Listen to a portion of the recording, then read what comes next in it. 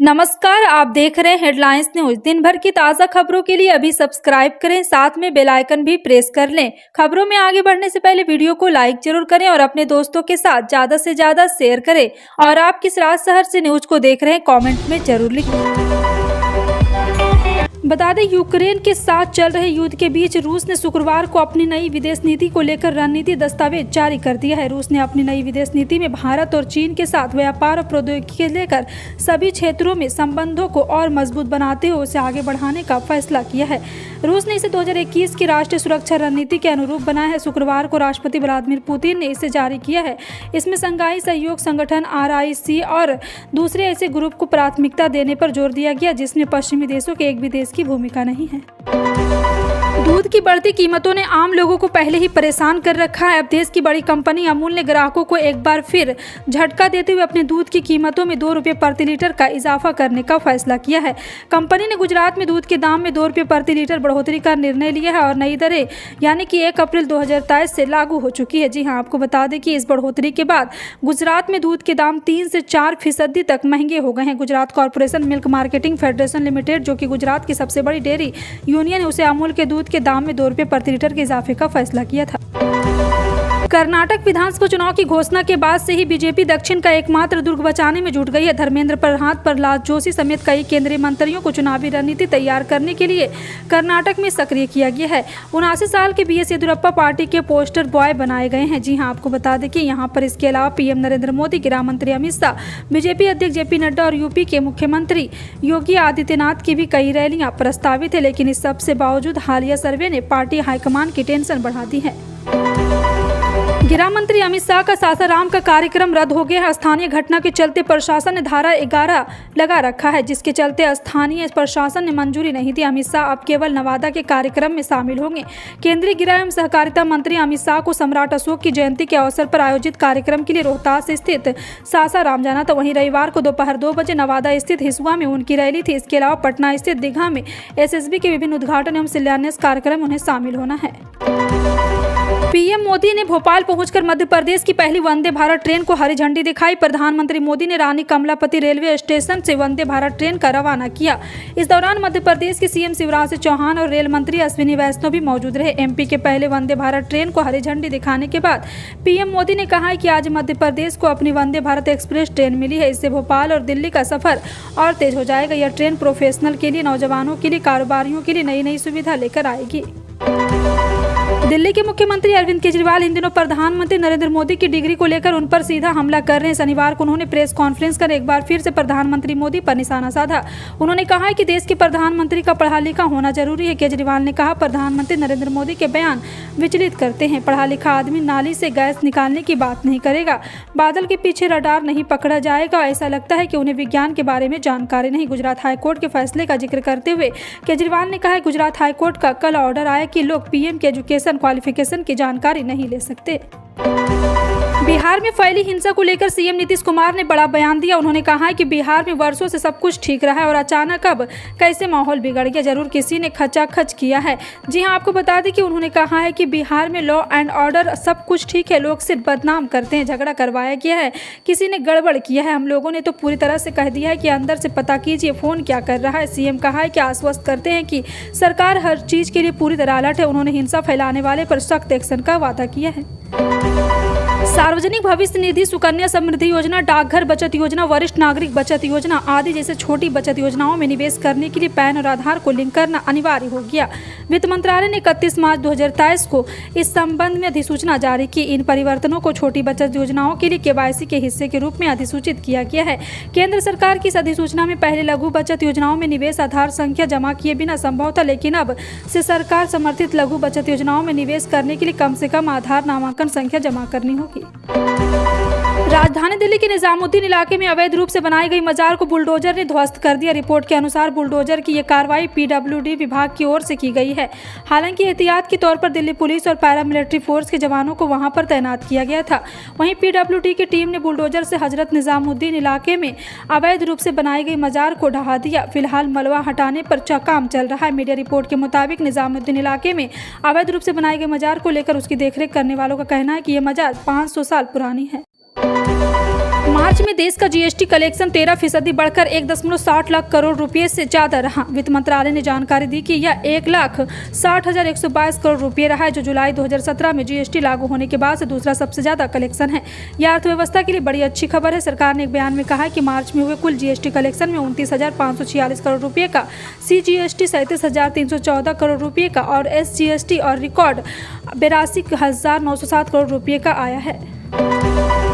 भारत मौसम विज्ञान विभाग ने बताया कि उत्तर पश्चिमी और प्रायद्वीपीय क्षेत्र के कुछ हिस्सों को छोड़कर अधिकांश भारत में अप्रैल से जून तक सामान्य अधिक से गर्मी रहने की उम्मीद है।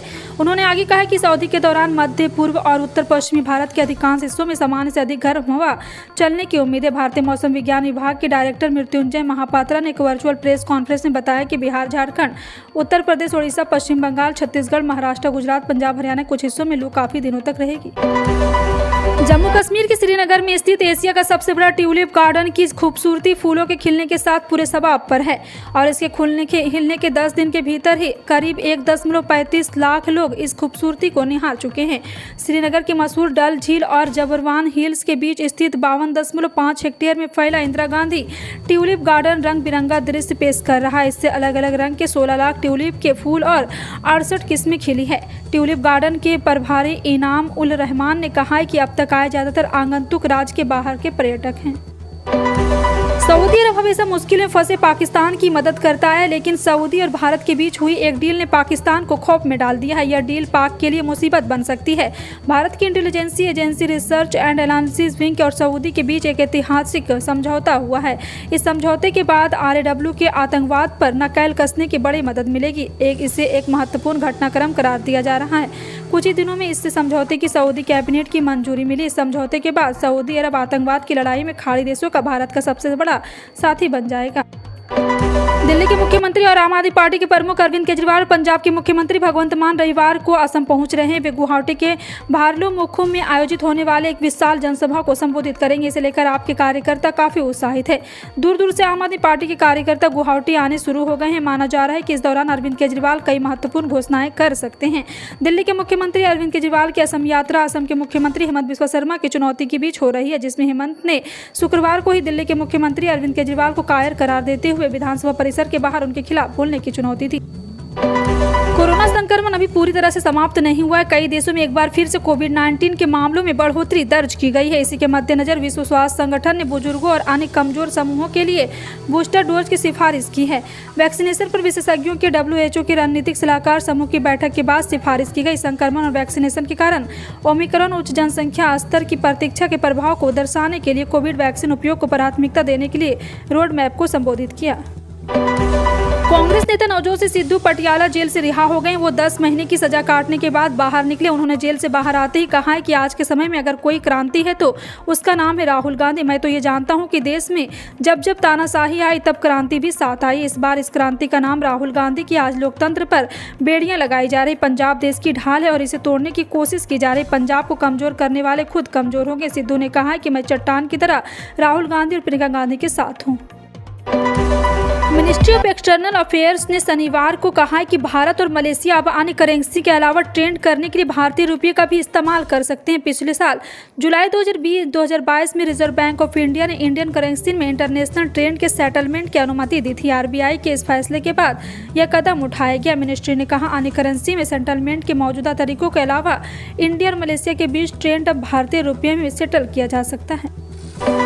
कांग्रेस नेता राहुल गांधी पर शनिवार को एक और मानहानि का केस दर्ज किया गया। यह केस RSS कार्यकर्ता कमल भदौरिया ने हरिद्वार में किया है। दरअसल भारत जोड़ो यात्रा के दौरान हरियाणा में राहुल ने राष्ट्रीय स्वयंसेवक संघ पर टिप्पणी की थी। उन्होंने RSS को 21वीं सदी का कौरव बताया था। इसी को लेकर संघ की तरफ से मुकदमा दर्ज करवाया गया है। मामले की सुनवाई 12 अप्रैल को उत्तराखंड के हरिद्वार में होगी। 9 जनवरी 2023 को हरियाणा के अंबाला जिले में राहुल एक नुक्कड़ सभा को संबोधित कर रहे थे। दौरान उन्होंने 21वीं सदी के कौरव के बारे में बात की। वे खाकी हाफ पैंट पहनते थे, हाथ में लाठी लिए होते थे और शाखा लगाते हैं। भारत के 2-3 अरबपति कौरवों के साथ खड़े। पाकिस्तान के प्रधानमंत्री शहबाज शरीफ ने 21 मार्च को भारत से लगे सिंध प्रांत में कोयले के 2 पावर प्लांट का उद्घाटन किया। ये पावर प्लांट चीन के CP1 प्रोजेक्ट यानी कि चाइना पाकिस्तान इकोनॉमिक कॉरिडोर के तहत बनाए गए हैं। भारत के विरोध जताने के बावजूद चीन OPEC में जमकर निवेश कर रहा। दरअसल सिंध के जिस इलाके में थरपाकर में इस पावर प्लांट का उद्घाटन किया वे गुजरात के कचरन वाले इलाके से बिल्कुल सटा हुआ है। दुश्मन को चित करने और अपनी ताकत दिखाने के लिए तोप, टैंक, मिसाइल, लड़ाकू विमान, पनडुब्बी, युद्धपोत वगैरह की हथियार नहीं, अनाज भी एक बड़ा हथियार है।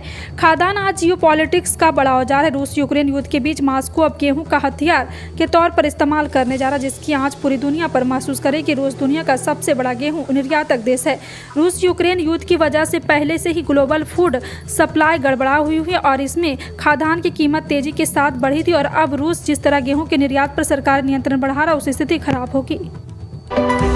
पिछले कुछ दिनों से सोने चांदी की कीमत में उतार चढ़ाव का दौर जारी है। मध्य प्रदेश की राजधानी भोपाल और इंदौर के सराफा बाजार में शुक्रवार की तुलना में आज शनिवार को सोने चांदी की कीमत में तेजी देखी गई। ऐसे में याद है, यदि आप सोने का निवेश करने की सोच रहे हैं या अपने सोने की ज्वेलरी खरीदने का प्लान बना रहे हैं तो घर से निकलने से पहले एक बार सोने चांदी की कीमत अवश्य जान ले। जी हाँ, आपको बता दें कि bankbazaar.com के अनुसार बात करें तो सोने की कीमत तो आज एक बार फिर मध्य प्रदेश के सराफा बाजार में 55,630 रुपये 10 ग्राम बिक रहा था। किसानों की आय बढ़ाने और आर्थिक रूप से इससे मदद के लिए मजबूत करने के लिए केंद्र सरकार तरफ से किसी भी तरह की कोई भी कसर नहीं छोड़ी जा रही। जैसा कि आप लोग जानते हैं, खेतों में किसानी करने के लिए मशीनों की आवश्यकता होती है। ऐसे में आर्थिक रूप से कमजोर किसानों की मदद के लिए केंद्र सरकार ने ट्रैक्टर खरीदने पर सब्सिडी दे रही है। सब्सिडी पीएम किसान ट्रैक्टर योजना के तहत दी जा रही है। इन सभी खबरों पर क्या कहना है कॉमेंट सेक्शन में टाइप करके जरूर बताएं। इसी तरह की पल पल की अपडेट जानने के लिए जुड़े रहें आप अपने हेडलाइंस न्यूज के साथ। मिलते हैं अगली बड़ी खबर में, तब तक के लिए जय हिंद।